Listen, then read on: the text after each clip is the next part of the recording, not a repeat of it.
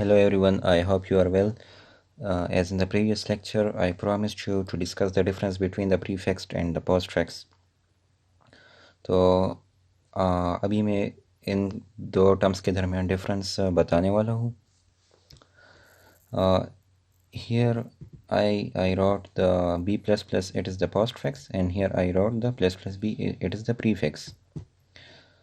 इन दोनों में डिफरेंस ये कि इस स्टेटमेंट का भी मतलब ये है कि b की वैल्यू भी यहाँ पर 5 है, तो पहले इसने b को a में स्टोर किया तो a की वैल्यू भी 5 हो गई, और फिर b को 1 से इंक्रीमेंट किया, मतलब 1 ऐड किया, तो b की वैल्यू 6 हो गई.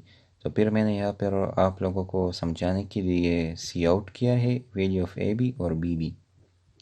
मैं इसको बिल्ड करता हूँ और रन करता हूँ. Now the value of a is 5 and value of b is 6. तो पहले b की वैल्यू 5 थी, तो वो 5 इसने a में भी स्टोर कर दी, तो a को इसने सी आउट किया, वो 5 है, और b को फिर इंक्रीमेंट किया 1 से, तो b की वैल्यू 6 हो गई, 5 से 6 हो गई, और फिर जब इसको मैंने सी आउट किया तो इसने मुझे यहाँ पर 6 दिखाया, 6 इसने मुझे प्रिंट किया.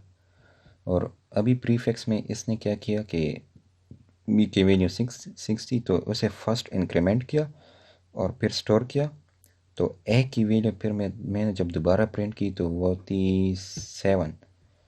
तो इनमें डिफरेंस सही है कि प्रीफिक्स में क्या होता है, पोस्टफिक्स में क्या होता है.